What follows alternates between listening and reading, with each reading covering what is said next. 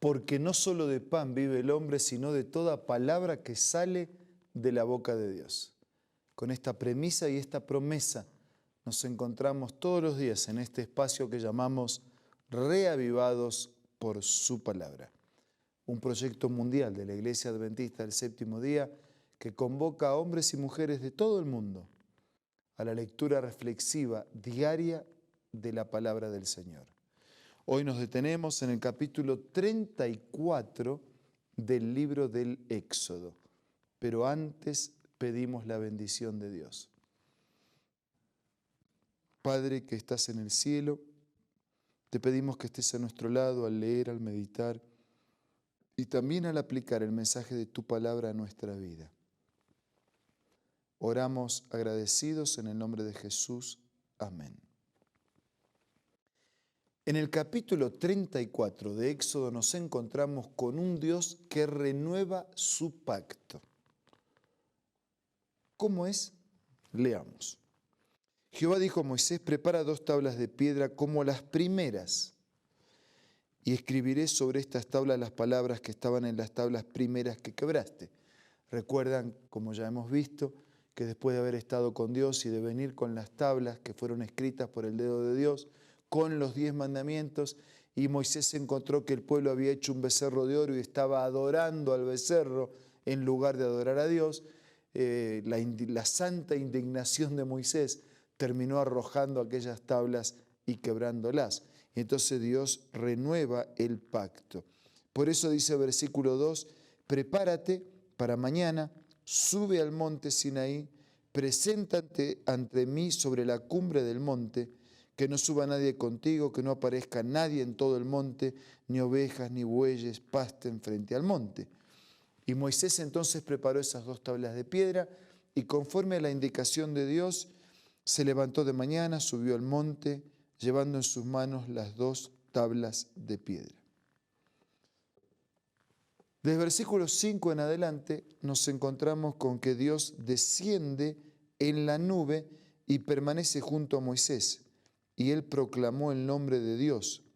Jehová pasó por delante de él y exclamó: Jehová Dios, Dios fuerte, misericordioso y piadoso, tardo para la ira y grande misericordia y verdad, que guarda misericordia a millares, que perdona la iniquidad, la rebelión y el pecado, pero que de ningún modo tendrá por inocente al malvado, que castiga la maldad de los padres en los hijos y en los hijos de los hijos, hasta la 3ª y 4ª generación. Entonces Moisés, apresurándose, adoró a Dios. Un Dios que se revela, o sea, se muestra, y esta es la definición de Dios, hecha por Él mismo. Dios fuerte, misericordioso, piadoso. Para tener ira, es decir, para hacer justicia, se demora, tardo, lento.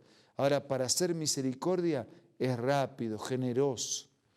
Pero así como hace misericordia, también hace justicia. Nosotros queremos un Dios de misericordia, pero tenemos que recordar que es también un Dios de justicia.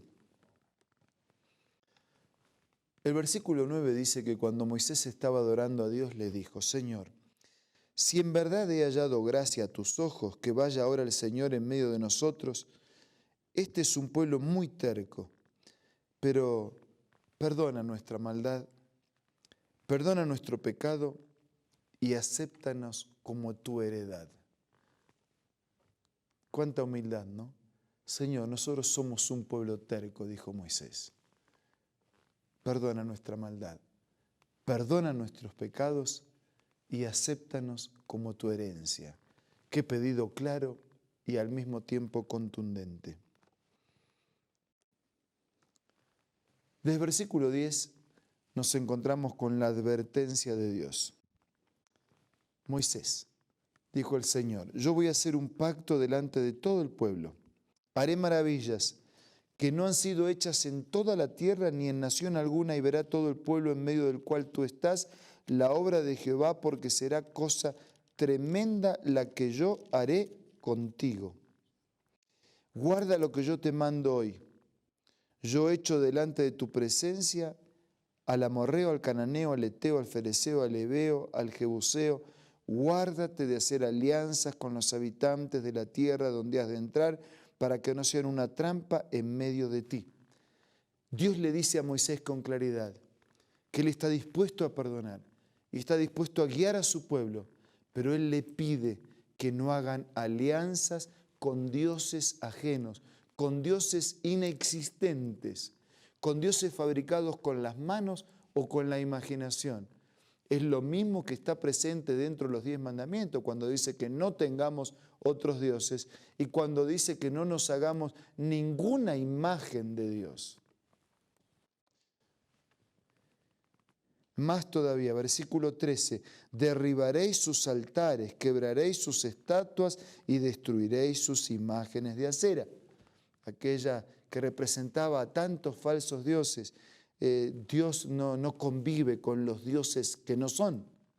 Y Él no acepta que sus hijos que le adoran quieran convivir con dioses que no son.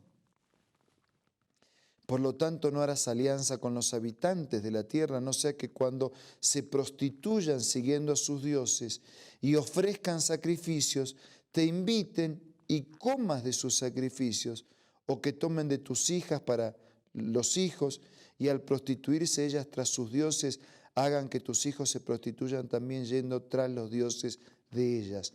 No te harás dioses de fundición. En otras palabras dice, no solo quiero que rechaces los dioses ajenos, sino también que no hagas alianza con los pueblos vecinos, porque si haces alianzas, tarde o temprano vas a terminar participando de sus sacrificios, de sus rituales y de sus cultos, y más todavía, puede ser también que terminen haciendo casamientos entre quienes creen y los que no creen, y esa unión de quien cree con quien no cree, o de quien cree en Dios con el que cree que cualquier cosa es Dios, eso no garantiza la felicidad de una pareja, de un matrimonio, de una familia. El versículo 18 dice, habla de las fiestas anuales, la fiesta de los panes sin levadura guardarás, 7 días comerás pan sin levadura, según te he mandado en el tiempo señalado del mes de Abib, porque en el mes de Abib saliste de Egipto. Esos panes sin fermentos, porque el fermento es símbolo de descomposición, la descomposición simboliza la destrucción que conduce a la muerte, y ese pan, ese Cristo que fue entregado por nosotros, que sería entregado por nosotros, no tiene nada de descomposición, no tiene nada de fermento, no tiene nada de pecado, es pan puro. Y esta fiesta era para recordar que habían sido liberados de Egipto. Después dice versículo 19, todo primer nacido mío es, y todo macho de tu ganado que sea primogénito de vaca o de oveja, pero redimirás con un cordero al primogénito del asno, y si no lo redimes, lo desnucarás. Habla entonces de que las primicias son para Él, el primogénito es para Él, en el sacrificio y también en los recursos. El versículo 21 dice, 6 días trabajarás, pero el 7º día descansarás, aún en tiempo de siembra y de cosecha, descansarás. El versículo 23 dice que 3 veces en el año se presentará todo hombre tuyo delante de Jehová, el Señor Dios de Israel. El versículo 27 dice, escribe tú estas palabras, porque conforme a estas palabras he hecho un pacto contigo. El versículo 29 dice que después descendió Moisés del monte Sinaí con las 2 tablas del testimonio en sus manos, y al descender la piel de su rostro resplandecía porque había estado hablando con Dios. Y cuando Aarón y todos los hijos lo miraron a Moisés y vieron que su rostro resplandecía, hasta tuvieron miedo de acercarse, que en el contacto con Dios, el reflejo del brillo, de la santidad, del carácter de Dios, todavía se reflejaba cuando Moisés bajó del monte. Y así termina este capítulo que nos recuerda que Dios renueva su pacto, vuelve a entregar los mismos mandamientos para hacernos privilegiados y responsables de conducir no solo la vida de aquellos días, sino la vida de los hijos de Dios de todos los tiempos. Puede que las culturas hayan cambiado, puede que algunas de las fiestas ya no sea necesario practicar, sobre todo aquellas que solo ilustraban que el gran Cordero de Dios había de venir. Y cuando el Cordero de Dios vino, ya no se siguieron ofreciendo aquellos sacrificios, porque el verdadero Cordero daría y dio su vida por todos nosotros. Pero los principios viven y permanecen. Necesitamos acercarnos a Dios con gratitud, con respeto por su palabra, con sinceridad para recibirla y con disposición para cumplirla. Vamos a pedirle a Dios que nos ayude a hacer esto.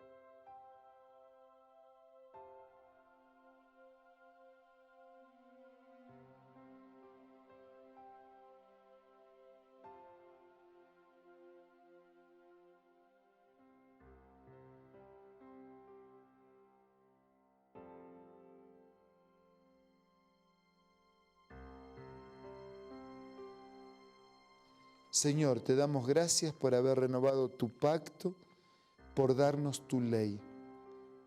Nos sentimos privilegiados y responsables y te pedimos que nos bendigas.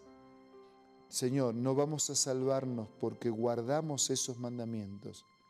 Somos salvos porque Jesús murió por nosotros. Creemos, aceptamos y como resultado de la aceptación de la salvación, porque te amamos, queremos vivir una vida obediente. Bendícenos a todos. Te lo pido y te lo agradezco en el nombre de Jesús. Amén. Jesucristo, el Verbo viviente, es el único medio de salvación. Él es el centro del pensamiento de nuestra vida, la fuente y la autoridad de la doctrina. El principal propósito de la vida de Cristo fue la obediencia a los mandamientos, exaltando la ley de Dios como un reflejo de su carácter. El principal mensaje a ser predicado en el mundo, basado en Apocalipsis 14, está representado por 3 ángeles llevando el Evangelio eterno al mundo entero.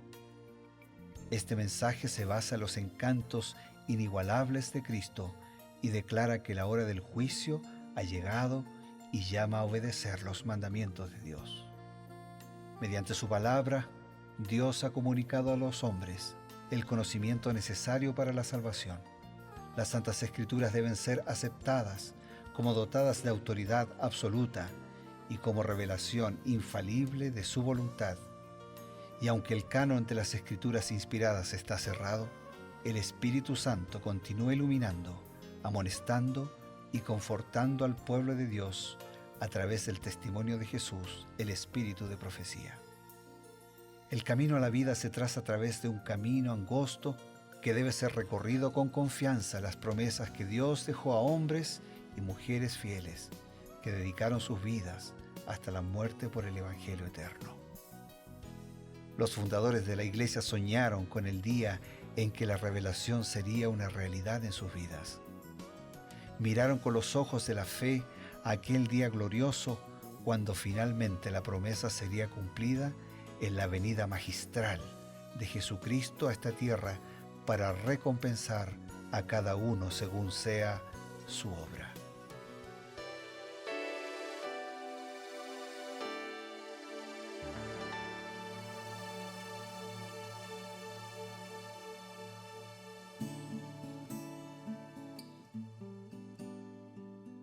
Nuevamente estamos aquí como cada día. Queremos realizar esta caminata no solamente juntos, entre ustedes, nosotros aquí en el sede de la Nuevo Tiempo, sino también con Dios, que es la compañía más importante porque nos lleva a un rumbo seguro, por un camino seguro y también tenemos una meta completamente segura que es la patria celestial. Para profundizar nuestra caminata, Y con el espíritu de profecía tenemos la presencia del pastor Bruno Razo, quien nos acompaña en este momento. Muchas gracias, Pastor Eber. Siempre es un gusto poder estar juntos nosotros y saber que tantos amigos y hermanos diariamente nos convocamos para crecer juntos en las cosas de Dios. Qué bueno. Nosotros hemos estado justamente realizando una caminata con el pueblo de Israel a través del libro del Éxodo en estos días y vimos que Dios estaba triste porque les había dicho, no quiero representación de mi persona, pero ellos hicieron rápidamente un becerro, lo adoraron, hubo tristeza en el corazón de Dios, hubo una intercesión en Moisés y bueno, Moisés también como ser humano tuvo una reacción, él quebró, tiró las tablas de la ley como una reacción humana y por supuesto Se indignó, se ¿no? indignó. Pero ahora Dios le dice, voy a restituir el pacto, les voy a dar una nueva oportunidad. Pero Dios le dice también a Moisés, no quiero que ninguno suba contigo, ni animal, ni persona, nadie. No, nadie debe subir. Ahí está justamente en Éxodo 34, los versículos primeros, versículos 3, 4 por allí, le está dando esa indicación. Ahora, es interesante que la confirmación del perdón de Dios y la renovación del pacto fue dada a Moisés solo, en el monte. Y cuando él descendió del monte, tenía un aspecto diferente. Él descendió y su rostro estaba brillante, estaba resplandeciente. ¿Será que tenía algún significado que nos profundiza el espíritu de profecía? Muy bien, Elena de White lo cuenta de esta manera y yo voy a leer textualmente. La gloria reflejada en el semblante de Moisés representa las bendiciones que por medio de Cristo ha de recibir el pueblo que observa los mandamientos de Dios. Atestigo que cuanta más estrecha sea nuestra comunión con Dios y cuanto más claro sea nuestro conocimiento de sus requerimientos, tanto más plenamente seremos transfigurados a su imagen y tanto más pronto llegaremos a ser participantes de la naturaleza divina. Moisés era el que había confiado en el Señor, el que seguía dependiendo. El pueblo es el que le había dado la espalda porque se fue detrás de otros dioses que fabricó con sus propias manos. Claro. Entonces Dios mantuvo a Moisés en su lugar de líder y a través de él quería darle al pueblo una segunda oportunidad.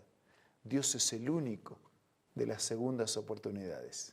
Ahora, pastor, el hecho de que Moisés retornara del monte con el rostro resplandeciente y la cita que acaba de leer nos dice que representaba las bendiciones, representaba el carácter de Dios, porque Él quiere que nosotros seamos transfigurados a su imagen. Eso significa que Él no solamente está interesado en darnos una oportunidad, sino que la transformación sea completa. Y la meta, podríamos decir, el estándar no es cualquier estándar. Es un estándar muy elevado. Es que es así. Esa segunda oportunidad es para que nosotros aceptemos la salvación y vivamos la vida que dejamos de vivir y la oportunidad que desaprovechamos. O sea, el encuentro, cuando nosotros más cerca estamos de Dios, más se va a notar que estamos con Dios. Claro. Moisés sale iluminado porque sale de estar en la presencia de Dios. Y lo mismo va a ocurrir en nuestra vida. Cuando estamos en la presencia de Dios vamos a salir iluminados. Y decir, pero ¿iluminado qué? Que el rostro va a brillar más. El rostro va a brillar más por la paz, Claro. va a brillar más por la fe, va a brillar más por el perdón, va a brillar más por la santidad de la presencia de Dios y la disposición a hacer su voluntad y caminar en armonía con su palabra. Entonces, cuanto más cerca estemos de Dios, más se va a notar que Dios está en nosotros. Y los demás también van a notar por nuestra conducta, comportamiento, motivaciones y actitud que estamos con Dios. Claro que sí, y era muy importante eso. Y nos damos cuenta que Dios quería mostrarle a Moisés su gloria, quería mostrar que Él es el Dios de las segundas oportunidades, y entonces restituye también las tablas de piedra que le había dado originalmente por medio de Moisés. Ahora, Él pudo haber dicho, bueno, ya les di una vez, ya las conocen, recojan los pedazos, vean cómo lo van a hacer o cópienlos en pergaminos, pero no, Él restituye otra vez los 10 mandamientos. ¿Será que es tan importante los mandamientos para Dios? Por supuesto, y la narrativa es como sigue. Desde el principio de la gran controversia se propuso Satanás desfigurar el carácter de Dios y despertar rebelión contra su ley. Y esta obra parece coronada de éxito. ¿Por qué? Porque las multitudes prestan atención a los engaños de Satanás y se vuelven contra Dios. Pareciera que el enemigo logra su objetivo de volver a las personas contra Dios. Si disminuye la ley, desprotege la ley, Claro. y quien tira la ley está tirando al autor de la ley, ¿no es cierto? Porque estamos dejando de respetar su soberanía. Entonces parece que la gente se vuelve contra Dios aceptando los engaños de Satanás. Pero en medio de la obra del mal, los propósitos de Dios progresan con firmeza hacia su realización. Y no solamente parece que el mal avanza, también avanza y triunfa el bien. Los propósitos de Dios se encaminan hacia su realización. Manifiesta su justicia y benevolencia hacia todos los seres inteligentes creados por Él. Y a causa de las tentaciones de Satanás, todos los miembros de la raza humana se han convertido en transgresores de la ley divina, pero en virtud del sacrificio de su Hijo se abre un camino por el cual pueden regresar a Dios. Por medio de la gracia de Cristo pueden llegar a ser capaces de obedecer la ley del Padre. Y así, en todos los tiempos, de entre la apostasía y la rebelión, Dios saca un pueblo que le es fiel, un pueblo en cuyo corazón está su ley. Qué bueno. Por las tentaciones del enemigo, por acceder, por caer en la tentación, nos alejamos de Dios y de su ley. Pero por los méritos de Cristo, por la obra del Señor, que nos busca, que nos llama, somos atraídos a su gracia y a su poder. Y cuando Jesús actúa, somos convencidos de nuestra vida de pecado, pero también somos convertidos a una vida nueva. Y entonces lo que para mí era extraño, lo que para mí era un disgusto, termina siendo un gusto. Claro. Escribiré mis leyes en su corazón. Y dice, tu ley está en medio de mi corazón y me agrada hacer tu voluntad. O sea, el enemigo nos tienta, nos hace caer, nos aleja de Dios. Jesús nos busca, nos atrae, nos da su poder para que creyentes seamos vencedores, victoriosos y obedientes a su palabra. Ahora bien, tenemos un enemigo que es el enemigo de Dios, que aborrece la ley. Y entonces Dios sabe que la ley de Dios es importante y por eso le restituye al pueblo de Dios a través de Moisés unas nuevas tablas. Ahora, utilizando ese texto profético también que dice que Dios quiere darnos las leyes ya no solamente en tablas de piedra, quiere decir, simboliza una obediencia formal, sino también en las tablas de nuestro corazón. Así es.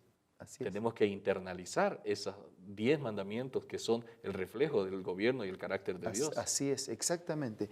El problema que a veces algunas personas tienen con la ley es cuando desvirtúan el objetivo de la ley. Uno dice, ¿la ley es para salvarme? No, no, la ley no es para salvarme.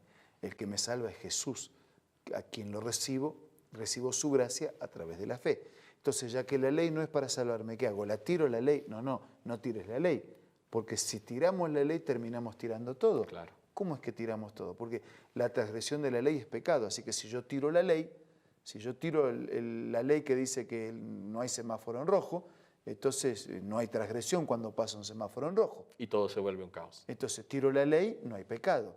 Y si tiro la ley y no hay pecado, entonces si no hay pecado, no necesito de la gracia, no necesito del Evangelio, no necesito de Jesús, no necesito de un predicador y no necesito de una iglesia. Así que tirando la ley, tiramos todo. Entonces, la ley no hay que tirarla. ¿Es para salvarme? No, no es para salvarme. Lo que me salva es Jesús. Pero cuando soy salvo por Jesús, entonces Jesús vive en mi corazón. Y su ley vive en mi corazón. Y juntos vivimos en armonía con la voluntad de Dios. Qué bueno esa última parte. Realmente nosotros necesitamos la ley y con eso vamos a volver con ese pensamiento luego de este breve mensaje. Hola, hoy tengo otra cita muy linda para compartir contigo. Dios nos ha dado la facultad de elección. A nosotros nos toca ejercitarla. No podemos cambiar nuestros corazones ni dirigir nuestros pensamientos, impulsos y afectos. No podemos hacernos puros, propios para el servicio de Dios. Pero sí podemos escoger el servir a Dios. Podemos entregarle nuestra voluntad y entonces Él obrará en nosotros el querer y el hacer según su buena voluntad. Esta cita puedes encontrarla en el libro La Temperancia, escrito por Elena G. de White. Y ese libro puede ser parte de tu biblioteca personal. Adquiérelo. Ingresa a la página www.aces.com.ar o visita una iglesia adventista del séptimo día que esté más cercana de tu hogar. También puedes hacerlo descargando la aplicación Elena G. de White del App Store o del Play Store. Estamos muy agradecidos a Dios por estos maravillosos consejos de su palabra y también de la inspiración profética. Ahora nos queda despedirnos, pero antes un llamado. Es cierto que el enemigo es poderoso y puede tentarnos, hacernos caer y llevarnos a la destrucción. Pero también es cierto que tenemos un Dios todopoderoso que nos habilita con su promesa y con su gracia a ser victoriosos. Hay una declaración de Elena de White que quiero dejar con ustedes para cerrar antes de la oración. Satanás tiembla y huye delante del alma más débil que busca refugio en el poderoso nombre de Jesús. Así que podemos ser débiles, y de hecho lo somos, pero refugiados en Jesús tenemos su poder y sus promesas actuando en nuestra vida. Por eso agradezcamos a Dios por esta promesa. Gracias, Señor, porque el enemigo tiembla y huye, no delante de nosotros. Con nosotros hace lo que quiere, pero huye delante de nosotros cuando nosotros estamos refugiados en tu palabra, en tu promesa, en tu poder y en tu persona. Lo hacemos en este momento una vez más. Lo hacemos en este momento por primera vez. Bendice a todos nuestros amigos y hermanos y que refugiados en Jesús podamos vivir obedeciendo tu palabra y siguiendo tus orientaciones. Bendícenos a todos, te lo pido, te lo agradezco, en el nombre de Jesús. Amén. Amén. Amigos, con ustedes la cita está marcada. Cada día nuestro encuentro con la palabra de Dios, con el consejo inspirado del Espíritu de la profecía, por supuesto a través de la Nuevo Tiempo. Hasta mañana.